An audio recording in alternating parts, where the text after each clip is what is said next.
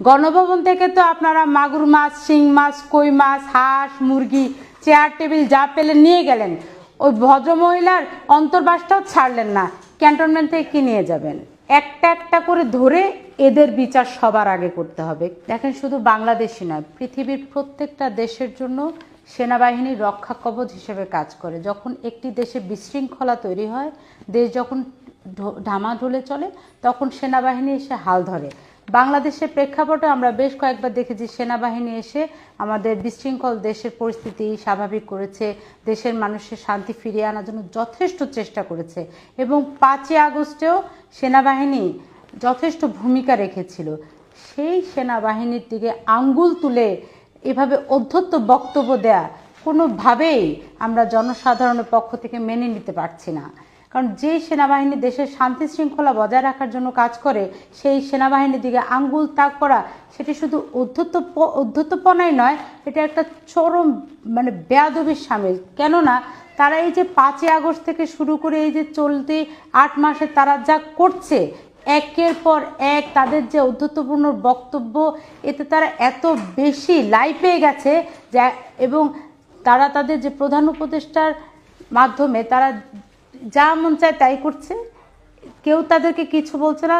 উপরন্তু তারা যে বিভিন্ন ব্যবসায়ী থেকে টাকা পয়সা, কর্পোরেট টাকা পয়সা নিয়ে তারা দল গঠন করে ফেলেছে, তারা মিডিয়াতে খুব ভালোভাবে প্রচার পাচ্ছে, এগুলাতে তাদের মুখের লাগাম খুলে গেছে। এই জন্য তারা মনে করছে তারা যা বলবে তাই সঠিক। এবং তারই প্রেক্ষাপটে 11ই মার্চে তারা গিয়েছিল, সেনাবাহিনী তাদেরকে এটা বলে যে তারা এত বড় একটা প্রশ্নের সম্মুখীন করেছে আমাদের দেশকে। কি বলবো, আমরা খুবই লজ্জিত, আমরা বিবেকের কাছে খুবই লজ্জিত। শুধু তাই নয়, আরেকজন প্রাক্তন সমন্বয়ক তিনি কি বললেন, যে গণভবনের মতো করে ক্যান্টনমেন্টও ঘেরাও করা হবে। মাথার মধ্যে কিছু থাকতে হবে তো।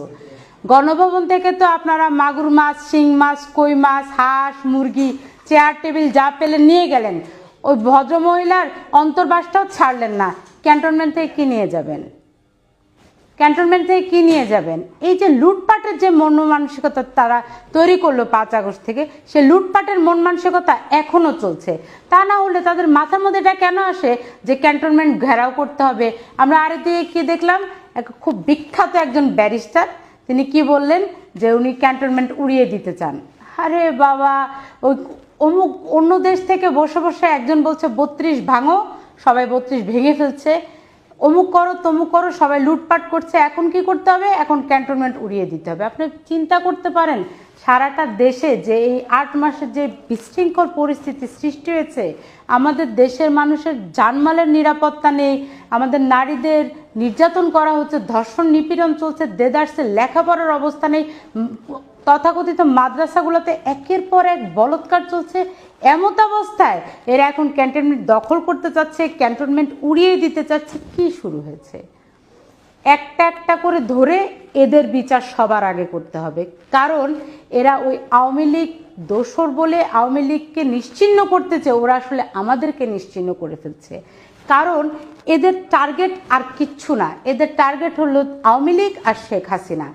এদের টার্গেট তো হওয়া উচিত ছিল দেশের মানুষের শান্তি, আমাদের সমৃদ্ধি, বাংলাদেশের সুন্দর একটা দেশের ভবিষ্যৎ। কিন্তু তা না হয়ে এদের টার্গেট শুধু শেখ হাসিনা আর আওয়ামী লীগ আর দোসর ফ্যাসিবাদ, এগুলোই এদের টার্গেট। তা না হলে এরা কথায় কথায় আওয়ামী লীগকে ধ্বংস করে ফেলতে হবে, আওয়ামী লীগকে আর কোনোভাবে আনতে দেওয়া যাবে না, এদের নিবন্ধন বাতিল করো, এদের প্রত্যেকটাকে ধরে ধরে গণধোলায় দাও, এদেরকে ধরে ধরে জেলখানায় ভরো। কেন?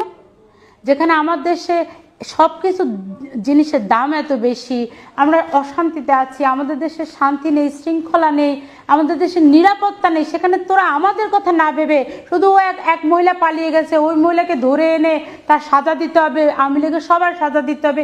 তাহলে কি আপনারা আওয়ামী লীগকে ভয় পান? তাহলে তো আমার মনে হচ্ছে যে ওরা আওয়ামী লীগকে এতটাই ভয় পায় যে আওয়ামী লীগকে তারা নিশ্চিহ্ন করে দিতে চাচ্ছে। কেন? আওয়ামী লীগ তো এমনিতেই শেষ হয়ে গেল 5 আগস্টে শেখ হাসিনা চলে যাওয়ার পরে।